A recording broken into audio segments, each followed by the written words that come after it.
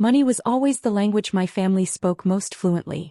The Caldwell family fortune started with my grandfather in the 1960s, commercial real estate investments that turned $50,000 into $8 million over 2 decades. Dad inherited that foundation and built it into something bigger through aggressive stock market plays in the 80s and 90s. By the time I was born, the family was worth approximately $180 million. Growing up, every dinner conversation revolved around investments. Portfolio allocations, market trends, upcoming IPOs, dividend yields. My older brother Marcus, 7 years my senior, absorbed it all like he was born for it. By 16 he was managing a $500,000 trust fund Dad set up for him as a learning experience.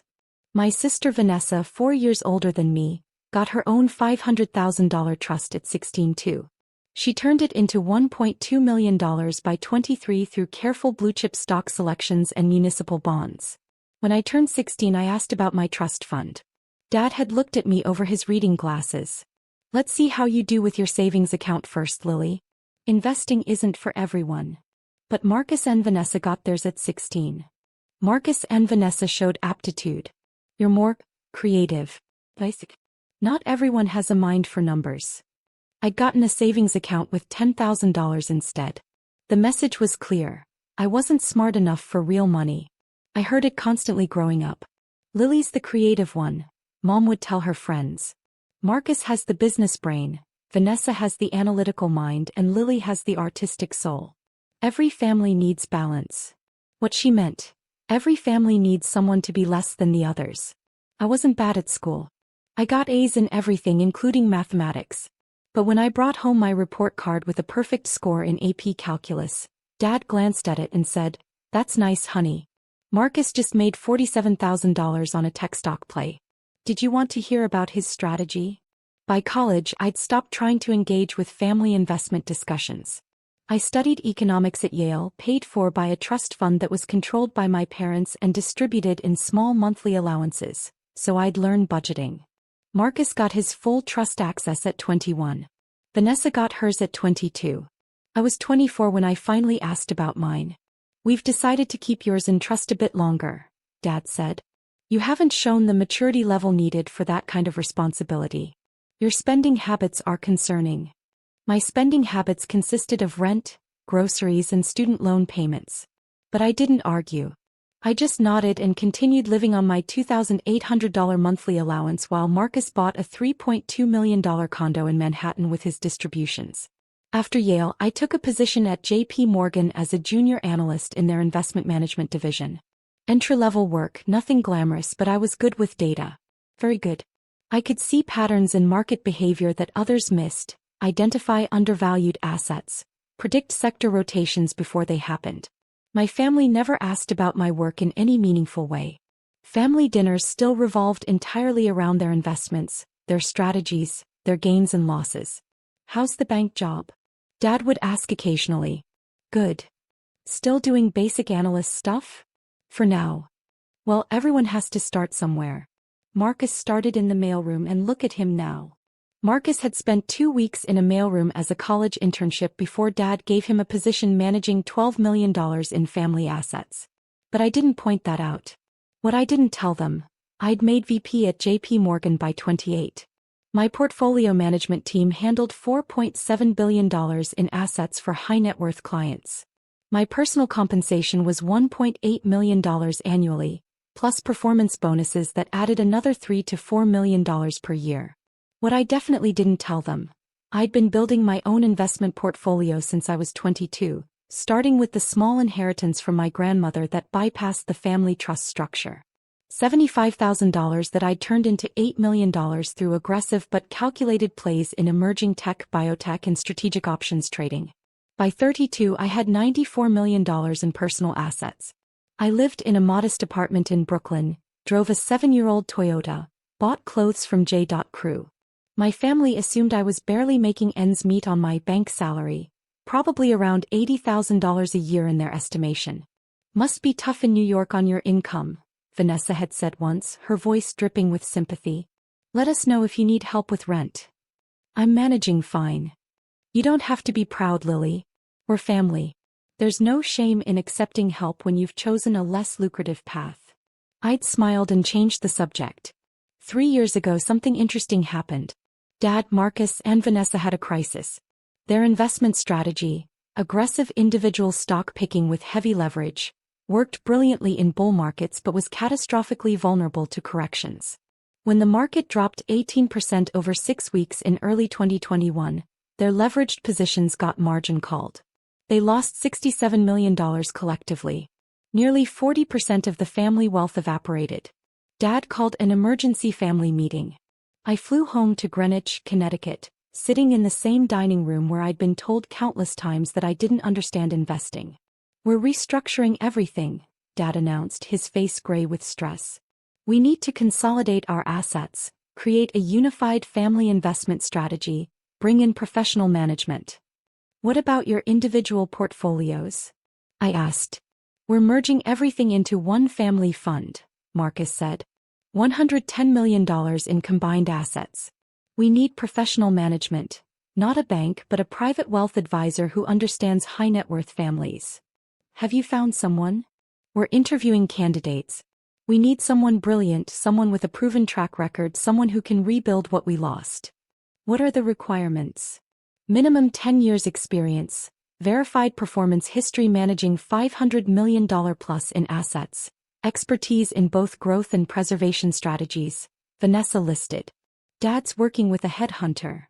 I nodded slowly, said nothing. Over the next 3 weeks I watched them interview candidates. They brought 5 prospects to the house, all men between 45 and 60, all with impressive credentials and expensive suits. They chose Bradford Whitmore. 61 years old, 35 years experience, managing partner at Whitmore Wealth Management. Conservative, traditional, exactly what they thought they needed. The problem: Bradford's actual performance history was mediocre at best. His verified returns over 20 years averaged 6.8% annually, barely beating the S&P 500. His expertise was mostly in maintaining existing wealth, not growing it. His client base consisted primarily of old money families who wanted someone trustworthy to do nothing risky with their assets. He was a terrible choice for rebuilding what they'd lost. But I said nothing. They signed with Bradford, transferred their $110 million to his management, and spent 6 months watching him generate 4.2% returns while the market returned 14%. At Thanksgiving that year, Dad was visibly frustrated. "Bradford's too conservative. We're not making back what we lost." "You need someone more aggressive," Marcus said. "But everyone aggressive wants to charge 2% management fees plus 20% performance fees. It's highway robbery." "Maybe we should manage it ourselves again," Vanessa suggested. "And risk another crash? We can't afford to lose more." I ate my turkey silently. "Lily, you work at a bank," Mom said suddenly. "Do you know any good investment advisors?" "Some. Anyone you'd recommend?" I considered my answer carefully. "I know someone. Very good track record, aggressive but calculated strategy, reasonable fees. But they're selective about clients." "How selective?" "Very. Minimum investment is usually $50 million and they only take clients they believe they can really help." "Could you make an introduction?" Dad asked. I could ask. No promises. "What's their track record?" 22% average annual returns over 8 years. Verified by external audit. The table went silent. 22%? Marcus's voice was skeptical. "That's impossible to maintain." "It's verified. I've seen the documentation." "What's the name of the firm?" Vanessa asked. "LMC Capital Management." None of them recognized it. Why would they? I'd established it 5 years earlier as my personal investment vehicle, named with my initials. Lily Marie Caldwell. Structured through layers of legal entities, nothing obviously connected to me. "Can you set up a meeting?" Dad pressed. "I'll reach out. They're very private. No guarantees." I left Thanksgiving dinner and spent the weekend setting up the infrastructure. My attorney drafted the management agreement. My accountant prepared the verified performance history. All legitimate, all auditable, all showing exactly what I'd told them. The following week I sent them the contact information. An email address, a phone number that routed through my corporate structure, and a calendar link for scheduling. Dad called me 3 days later. We reached out to LMC Capital. They want to meet next week. Can you join us? Since you made the introduction, it might help. I'll try. I have work commitments, but I'll see what I can do. The meeting was scheduled for their house in Greenwich on a Tuesday afternoon. I arrived 15 minutes early, wearing a Saint Laurent suit I'd never worn around my family before, carrying a Bottega Veneta briefcase, looking every inch the successful executive I'd always been but never showed them. Dad answered the door and stared. Lily. Is everyone here? Yes, but you look different. I came from work. Conference calls all morning. Where should we meet? He led me to his study where Mom, Marcus, and Vanessa waited. They all looked at me strangely. The expensive suit, the confident posture, the aura of professional competence I'd carefully hidden for 3 decades. LMC Capital should be here any minute, Dad said. Thanks for coming, honey. Your introduction might really help us. I sat down, opened my briefcase, removed a document. They're already here. What? I slid the document across the desk. LMC Capital Management. Lily Marie Caldwell, founder and chief investment officer. That's me. The silence was absolute. Marcus picked up the document, his hands shaking. This is a joke. It's not. LMC Capital is my firm. I've been managing investments for 8 years. Currently overseeing $680 million in assets for 17 clients, plus my own portfolio of $94 million. You're worth $94 million? Vanessa's voice was barely a whisper. As of yesterday's close, yes. $94,700,000 approximately. Dad's face had gone pale. How? I'm good at investing. Turns out I have a mind for numbers after all. But you work at JP Morgan, Mom said weakly. I'm a managing director at JP Morgan. I run their emerging markets investment division. I handle that portfolio during business hours and run LMC Capital independently. My compensation from JP Morgan last year was $6.8 million. LMC Capital generated another $18 million in management fees and performance bonuses. The numbers hit them like physical blows. $25 million, Marcus said slowly. You made $25 million last year. Approximately. And you live in that shitty apartment in Brooklyn. It's not shitty. It's efficient. I don't need space I won't use. Why? Dad's voice shook. Why didn't you tell us? You never asked. You spent 32 years telling me I wasn't qualified to invest, that I didn't have a mind for numbers, that I should stick to my savings account. I saw no reason to correct your assumptions. We thought you were struggling, Mom said. I know. You offered to help with my rent. You sent me a $5,000 check for Christmas last year, to help with expenses. You suggested I get a roommate to split costs. You worried about me constantly because you assumed I was barely surviving. You could have told us, Vanessa said. Like I told you about my perfect score in AP Calculus? Like I told Dad I wanted to learn about investing when I was 12? Like I asked about my trust fund at 16, 21, 24, and 28? I told you plenty. You just never listened. Marcus found some anger. This is manipulative. You let us think. I let you think what you wanted to think. You assumed artistic meant stupid. You assumed creative meant incompetent with money. You assumed that because I wasn't loud about my success like you two, I must not have any. So this is revenge? Dad asked. No. This is business. You need investment management. I provide investment management. I'm the best person for the job regardless of our relationship. We can't hire you, Marcus said. It's too weird. I shrugged. Then hire someone else. But Bradford Whitmore is generating 4% returns in a 14% market. At that rate you'll rebuild your losses in approximately 17 years. I can do it in 4. How? Vanessa demanded. I opened my briefcase, removed a presentation deck. 80 slides of detailed analysis, strategy frameworks, sector allocations, risk management protocols. Everything they needed to see that I knew exactly what I was doing. I walked them through it for 90 minutes. My investment philosophy, my track record, my specific strategies for their situation. I showed them client testimonials, verified performance data, external audits. By the end they were silent. Your returns are legitimate? Dad asked finally. Completely verifiable. I can connect you with my clients, my auditors, third-party verification services. Everything is documented and transparent. Why didn't you tell us? Mom repeated. Because I wanted you to value me for who I was, not what I had.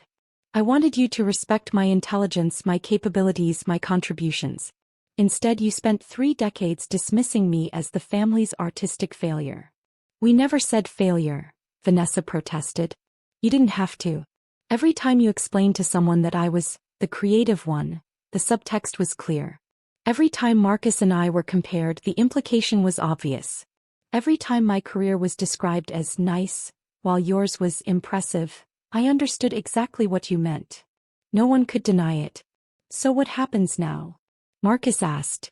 That's up to you. You need investment management. I'm offering my services. Industry standard fees. 1% management fee, 15% performance fee. Those are actually lower than what I charge most clients because of the family connection. You charge us. Mom looked shocked. I charge everyone. This is my profession. I'm very good at it and I don't work for free. What if we say no? Dad asked. Then say no. I have 17 other clients and a waiting list of 47. I don't need your business. You asked for an introduction to a good investment manager. I'm the best one you'll find. But if you'd rather hire someone else because your ego can't handle your youngest daughter being better at this than you, that's your choice. I started packing my briefcase. Wait, Dad said quickly. Just wait. Let us discuss this. I'll give you privacy. I'll be in the living room. I walked out, leaving them to their crisis. Through the closed door I could hear raised voices. Marcus arguing this was humiliating. Vanessa insisting it was too weird. Mom worried about family dynamics. Dad surprisingly defending the numbers. They were undeniable and he knew it.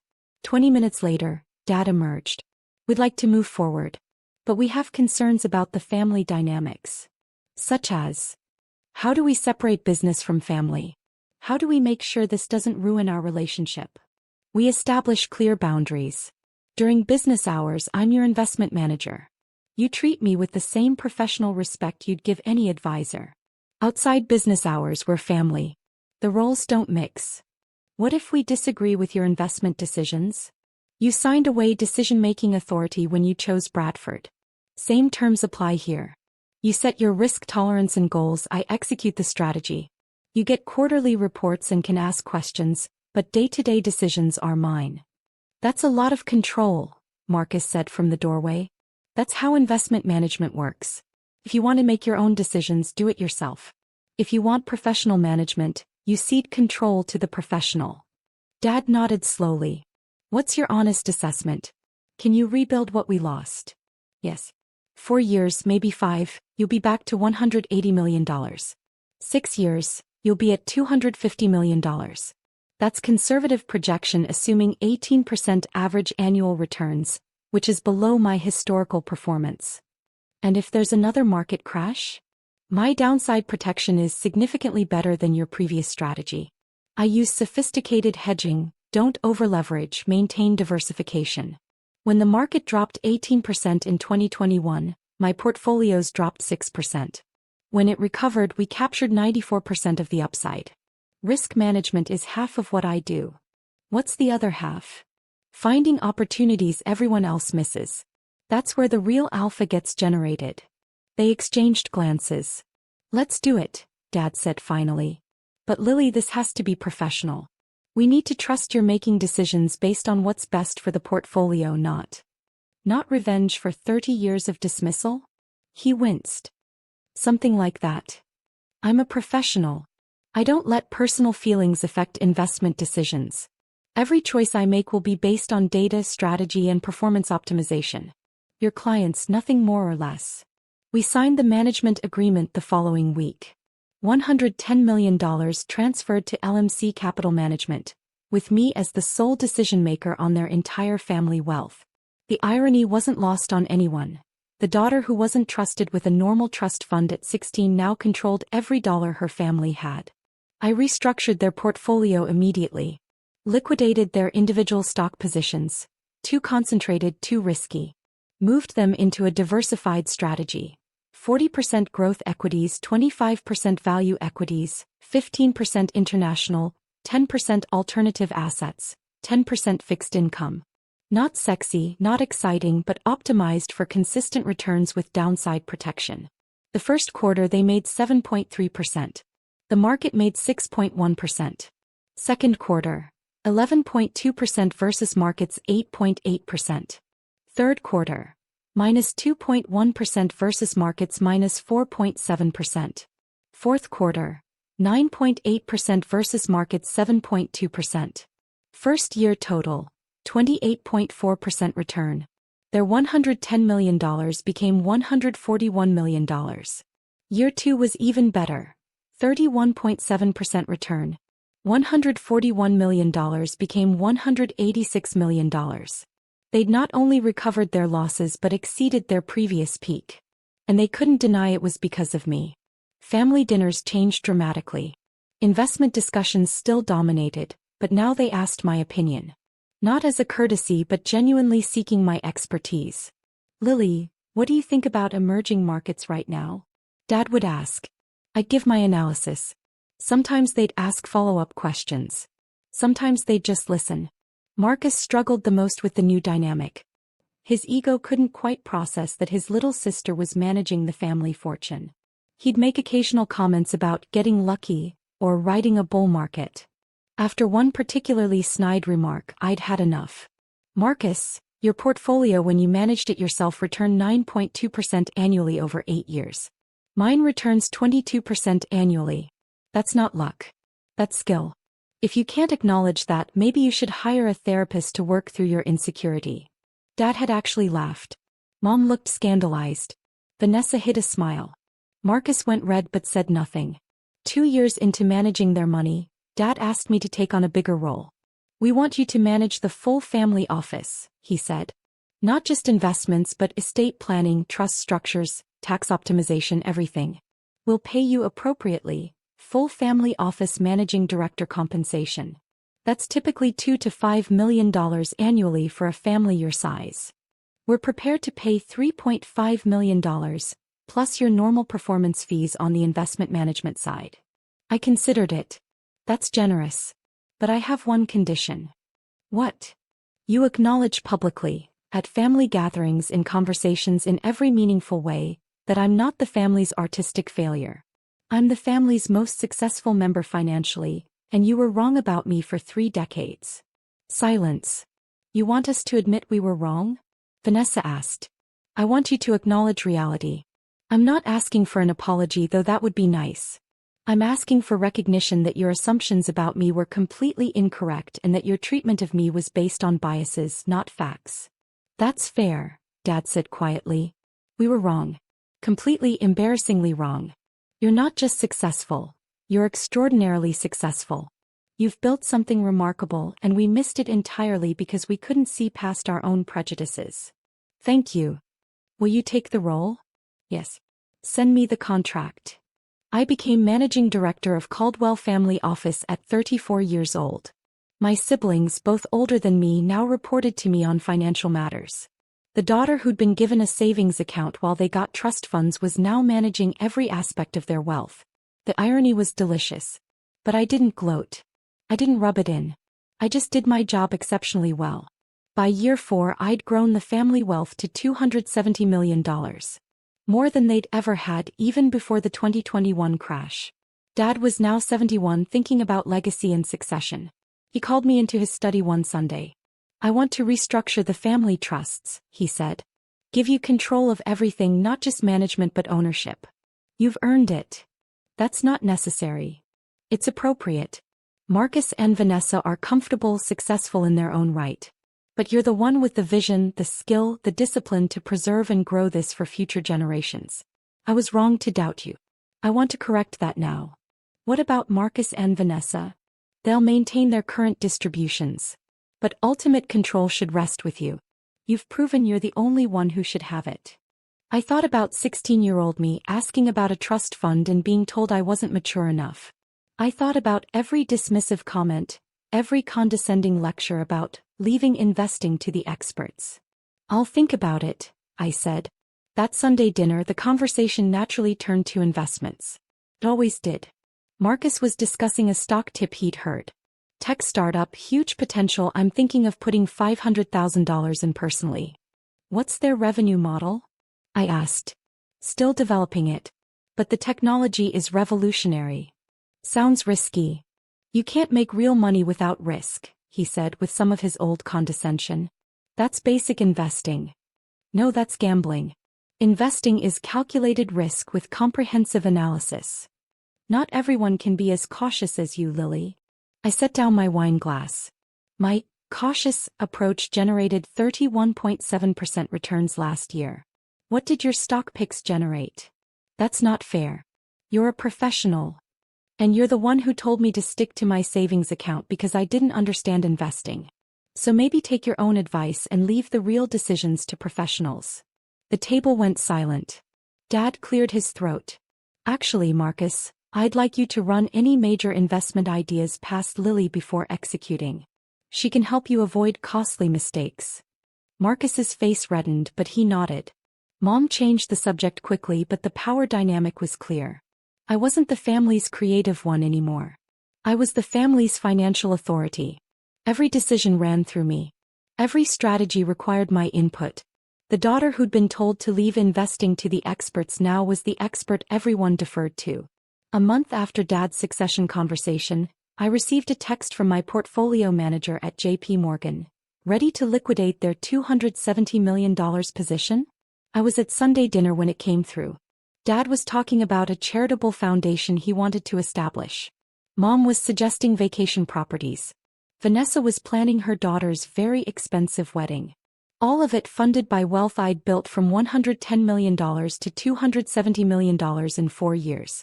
All of it controlled by me, the daughter who supposedly didn't have a mind for numbers. I looked around the table at my family, comfortable, secure, planning futures they could afford because I'd made it possible. I texted back, no. Maintain position. They finally learned the lesson. The lesson wasn't about money. It was about assumptions, about dismissal, about the cost of underestimating someone for their entire life. They'd spent 32 years telling me I wasn't qualified to invest. Now their entire financial existence depended on my investment decisions. They told me to stick to my savings account. Now I controlled their $270 million portfolio. They'd said to leave investing to them. Now they left everything to me. That's not revenge. That's just reality finally aligning with truth. I could liquidate their position tomorrow. Walk away and let them scramble to rebuild. Watch them realize exactly how dependent they'd become on the daughter they'd dismissed. But I won't. Because I'm a professional. Because I'm good at my job. Because despite everything they're still my family. And because the best revenge isn't destruction. It's succeeding so completely that everyone has to acknowledge they were wrong. It's controlling everything they value while maintaining perfect professional composure. It's being the person they needed all along, even though they spent decades insisting I was the person they didn't. Dad raised his wine glass. To Lily, who's made all of this possible. We're grateful every day for your brilliance. Everyone drank. I smiled, accepted the recognition, and thought about the girl with the $10,000 savings account who'd been told she didn't understand investing. She'd understood just fine. She'd understood well enough to turn that dismissal into motivation. She'd understood well enough to build an empire in silence. She'd understood well enough to end up controlling every dollar they had. Stick to your savings account, Dad had said. I'd stuck to something better. My instincts, my intelligence, my relentless drive to prove everyone wrong. Now they all know it. And they'll never forget it. Every dollar they spend, every investment they benefit from, every comfortable retirement they enjoy. All of it exists because the daughter who wasn't qualified turned out to be the most qualified person in the family. That's not irony. That's justice. And I earned every single dollar of it.